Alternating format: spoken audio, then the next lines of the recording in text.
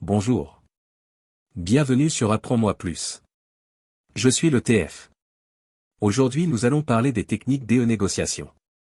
Avant de commencer, merci de vous abonner et d'activer la cloche de notification afin de ne rien manquer des prochaines vidéos.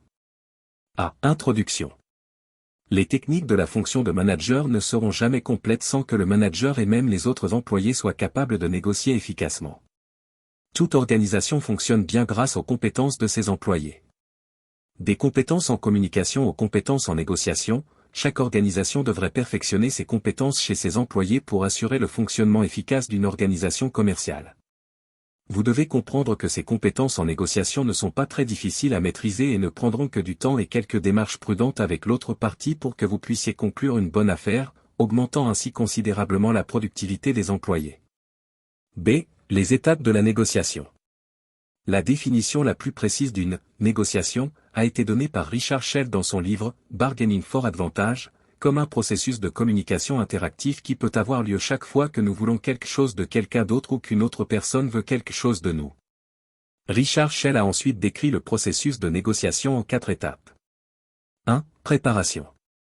En ce qui concerne la préparation, vous devez essentiellement avoir une idée claire de la manière dont vous allez traiter vos points. L'une des clés d'une négociation efficace est de pouvoir exprimer clairement vos besoins et vos réflexions à l'autre partie.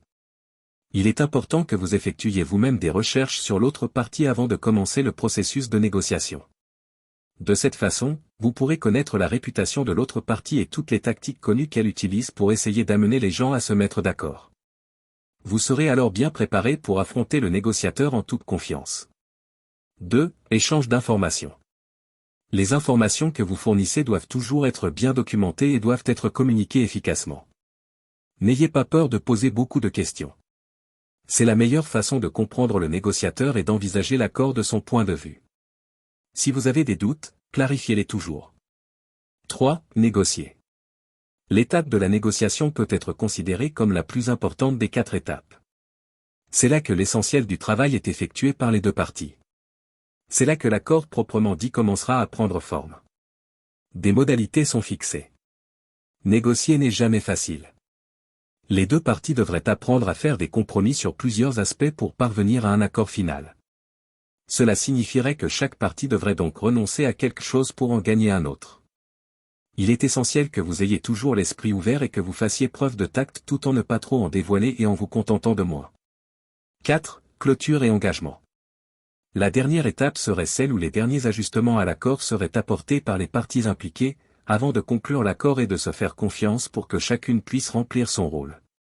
Ces 4 étapes se sont avérées donner d'excellents résultats si elles sont étudiées attentivement et appliquées.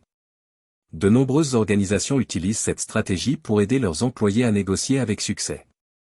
À long terme, vous constaterez que vous maîtriserez l'art de la négociation et serez capable de conclure une bonne affaire sans trop d'efforts. Comment négocier efficacement? Pour que la tâche de négociation soit efficace, vous devez vous assurer à tout moment de ne pas être trop agressif. Il est parfois facile de se laisser emporter au cours du processus et d'adopter une approche agressive pour faire valoir ses besoins. Cela ne fonctionnera pas. Il est essentiel que vous soyez positif quant au processus de négociation. Vous devez garder à l'esprit que l'autre partie a également des besoins, écouter les points de vue et les opinions des négociateurs et considérer l'accord sous son angle. Vous devez toujours vous assurer que vous gagnez la confiance des négociateurs et qu'ils sachent que vous êtes fiable. Vous devrez également travailler sur vos compétences en communication si vous voulez être un bon négociateur. Même si les mots qui sortent de votre bouche peuvent vouloir dire une chose, votre langage corporel peut être plutôt hostile. Cela n'augure rien de bon si l'on veut qu'un processus de négociation aboutisse. Vous devrez toujours vérifier votre langage corporel pour vous assurer que vous n'envoyez pas d'ondes négatives, ce qui pourrait complètement décourager le négociateur. Il est essentiel de toujours être agréable et calme, quel que soit le stress du processus. Ces 2 compétences vont donc dans une large mesure aller de pair. Conclusion. Surtout n'oubliez pas que vous ne pouvez pas apprendre les techniques de négociation dans un livre. Il faut effectivement négocier. Cela résume en soi le fait que la négociation demande de la pratique. Apprendre les techniques et les appliquer fera alors de vous un pro de la négociation. Merci d'avoir suivi cette formation. Je suis le TF pour vous servir. Merci de vous abonner et d'activer la cloche de notification afin de ne rien manquer des prochaines vidéos.